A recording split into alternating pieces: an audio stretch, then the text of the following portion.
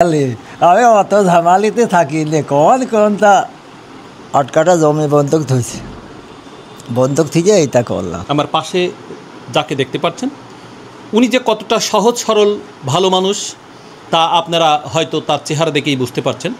এদেশে যারা নিখাত মানুষ সেই মানুষই কিন্তু এই মানুষ। উনি মেশিন কিনতে আসছেন। এই মেশিন ক্রয় করতে এসে ওনার পোশাক আশাক আপনারা দেখেই বুঝতে পারছেন। এই সব বিষয় নিয়ে বিস্তারিত জানব। আমরা যে স্বপ্ন বিক্রি করি, এখানে স্বপ্নের হাট, এখানে মানুষের স্বপ্ন বাস্তবায়নের জন্য আমাদের কাছে আসেন। তাদের জীবনের আকাঙ্ক্ষা, জীবনের উপার্জনের একটি ভালো জায়গা দরকার। সেই জায়গাটা ইনাদের পর্যন্ত আমরা কতটুকু দিতে পারছি বা এই মেশিন ক্রয় করে উনি কতটুকু আত্মতৃপ্তি পেয়েছেন বা কতটুকু খুশি হয়েছেন। বাবাজি আসসালামু আলাইকুম। ওয়ালাইকুম আসসালাম। আপনি ভালো আছেন? আছি ভালো।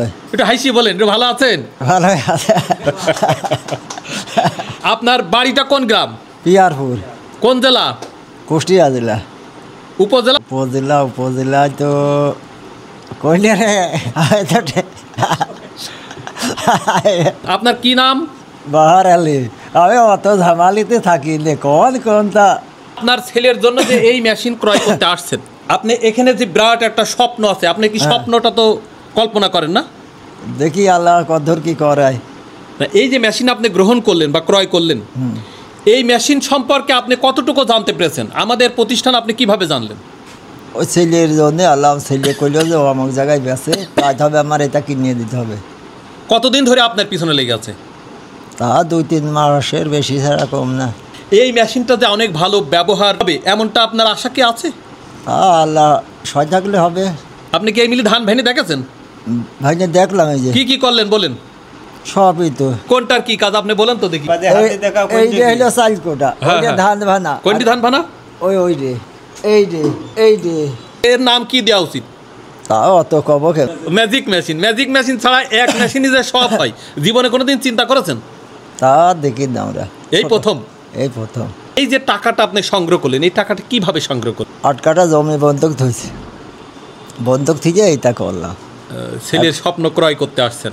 আল্লাহ যদি সয় থাকে তো আবার খালাস করবো। প্রতি মাসে কি রকম টাকা উপার্জন করবেন বলে আশা আছে?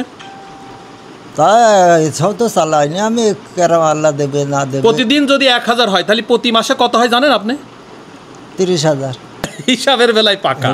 3 মাসে কত টাকা হবে? 3000 হলে 6000 9000 হয়ে যাচ্ছে। সম্মানিত দর্শক, বুঝতেই পারছেন এই সব ভালো মানুষ বা এই সব সহজ সরল মানুষ আমাদের কাছে এসে যদি হেরে যায় তাহলে আমাদের এই জবাবটা কিভাবে দিতে হবে। এই জন্যই আমি একটি কথা বারবার বলি যে যেখান থেকে যন্ত্র ক্রয় করবেন সেই যন্ত্রের আগে চালানোর নিশ্চয়তাটা নিয়ে নেবেন। তাহলে আপনাদের শ্রমে ঘামে যে উপার্জিত টাকা, সেই টাকাটা যেন কোনোভাবেই নষ্ট না হয়ে যায়। যার জন্য ইনি যন্ত্রটি ক্রয় করছেন। আসসালামু আলাইকুম। ওয়ালাইকুম আসসালাম। ভাইজান ভালো? আলহামদুলিল্লাহ ভালো। হ্যাঁ আলহামদুলিল্লাহ। কতদিন যাবত চিন্তা করা হচ্ছে ক্রয়ের জন্য? দীর্ঘ 3-4 মাস হবে। এমন স্বপ্ন কিভাবে বাস্তবায়ন করতে আজকে চলেছেন? গিয়ে ক্রয় করে নিয়ে যাচ্ছেন, তাতে সেই অনুভূতিটা কি? ভালো হবে আলহামদুলিল্লাহ। কিভাবে বললেন?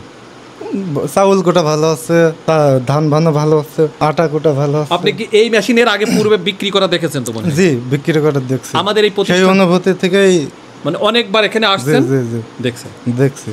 আপনার বাবা জমি বন্ধক রেখে আপনার মেশিনটি ক্রয় করে দিচ্ছেন। আপনি যদি কোনোভাবে ফেল হন তাহলে পথে বসা ছাড়া আর পথ থাকে না। না কিস্ত এই যে টাকাটা যদি কোনোভাবেই লস হয়ে যায় তাহলে ঘুরে দাঁড়ানোর কোনো সুযোগ নেই। এদেশের যারা এটা গ্রহণ করতে চায় তাদের সম্পর্কে আপনার কিছু বলার আছে? তারা ভালো সার্ভিস পাবে।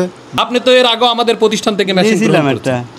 আচ্ছা, এই মেশিন আপনি বিভিন্নভাবে চালানো দেখলেন, ওনাদের সাথে কিভাবে আসেন? আমি আছে গাড়িওয়ালা, মেশিন কিনে তার নিতে আসলাম। এর আগেও তো আমাদের প্রতিষ্ঠানে একবার আইছিলাম। কিন্তু ভাইজান আমার সেই মেশিনটি কি ভালো হয়েছে না খারাপ? হ্যাঁ সেটা ভালো হয়েছিল। এই মুরব্বীরা যে এই জমি বন্দুক থেকে এই মেশিনটি গ্রহণ করলেন, এটা কি ঠিক করলো নাকি? না, এটা ঠিক, ইনকামের সোর্স বেড়ে গেল। মানে এই কারণে ভালো। যদি মেশিনটি যদি কোনোভাবেই চালাতে না পারে তাহলে তো কপাল কুনি বিপদ হবে। এখন এটা ভালো দেওয়ার দায়িত্ব কি আমার না আপনার? আপনি সুনাম হবে।